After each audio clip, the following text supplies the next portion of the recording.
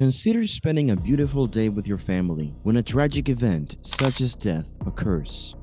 Similarly, a family out for a fun time at Paramount's Big America in Santa Clara had their beautiful day ruined when their son slipped and fell from the popular Zone Free Fall Tower. So please stay with us because in just a moment, we will be telling you a disheartening story.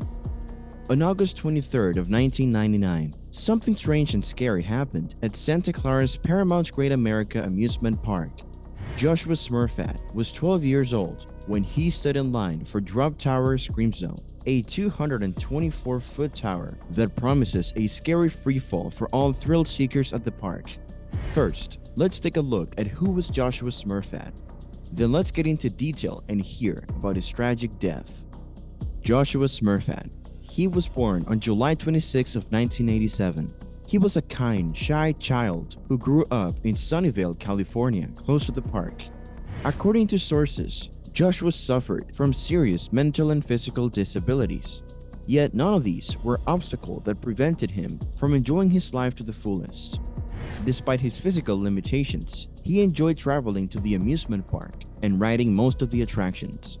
The Drop Zone is one of the park's most popular rides.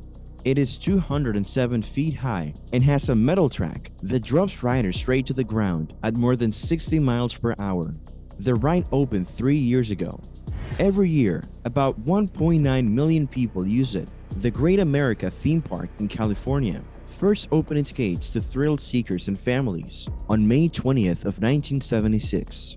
Similarly, there are more than 60 attractions, eateries, and even a water park in this amusement park. On March 16th of 1996, a drop tower ride called the Drop Zone Stunt Tower first opened to the public. It got its name from the Paramount flick Drop Zone, in which a group of riders rides for free for a total of 224 feet below ground. Riders who make it to the top can see over Levi's Stadium and, on a clear day, even San Francisco. This is the park's fastest ride, and riders are restrained by a head restraint and shoulder restraint, but not by a seatbelt. After the death of the boy, in its parks in Ohio, North Carolina, and Canada, Paramount has rides that are similar to the Drop Zone. All three of these rides were shut down while the California investigation was going on. The Grizzly, a roller coaster near the Drop Zone at Great America, was also turned off so that investigators could get a better look at the Drop Zone. Other than that, rides ran as usual.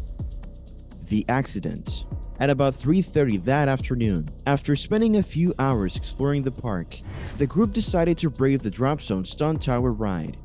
If the ride's vehicles were not already full, Joshua and his mom Tammy would go on it again, but they couldn't do it this time because some of them were broken.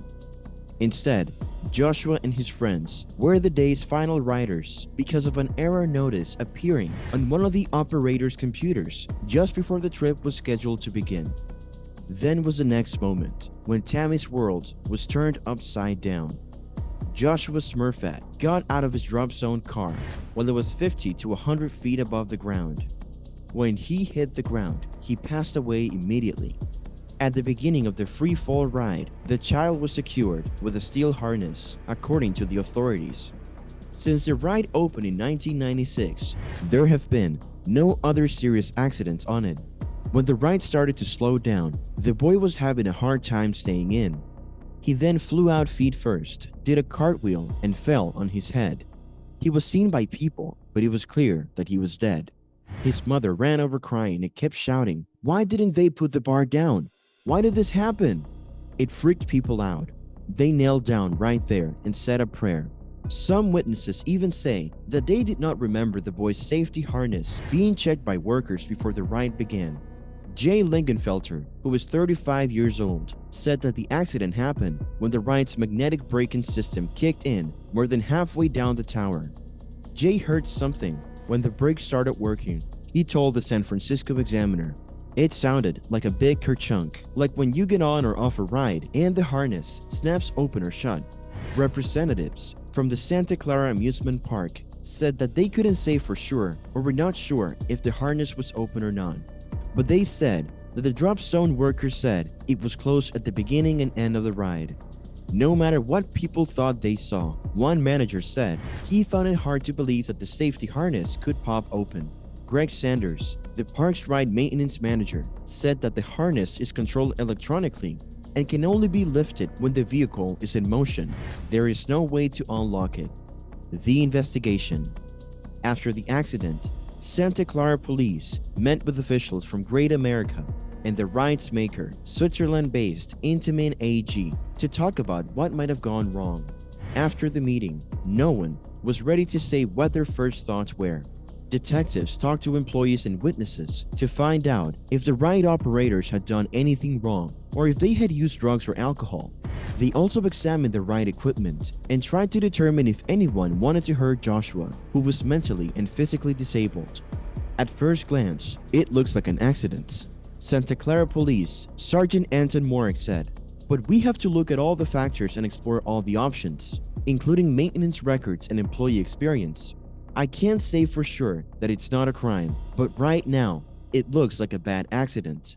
Joshua's death was the fourth fatal accident at Great America since it opened 23 years ago. It was the second one in the last 2 years and the fourth one since the park opened. The aftermath. Some workers and visitors at Great America said that Joshua's death seemed to put a sad cloud over the usually fun amusement park. Flags were flown at half-staff in his honor. There were a happy group of people who were supposed to smile when they went to work, but a lot of them were crying. Tammy Smurphat, Joshua's mother, told television station KTVU that she was still in shock from seeing her son die. She said, "I watched my son flying off the ride. I tried to get through the door," she said. "I wanted to run up to him and grab him, but I couldn't. I watched him die right in front of me as he fell to the ground." Relatives left a big bouquet of daisies and irises and a picture of the boy smiling in a New York Mets baseball uniform at the park's entrance last night. The bouquet was tied with a big blue ribbon that had these gold letters on it: "Josh, I think you're so handsome. Honey, we miss you." The bouquet seemed to be the last thing that the family said for the time being. "Thank you for caring and being interested." The family is devastated by what happened and just wants to be left alone. They're getting a lot of calls, but they have nothing to say. Many family friends came and offered their condolences. They also talked about how lovable the kid was. One family friend even said that Joshua was one of his many trips to the park. Bill Ennis, who was also a family friend, said he was the cutest little boy. He was in a little league team for kids with special needs.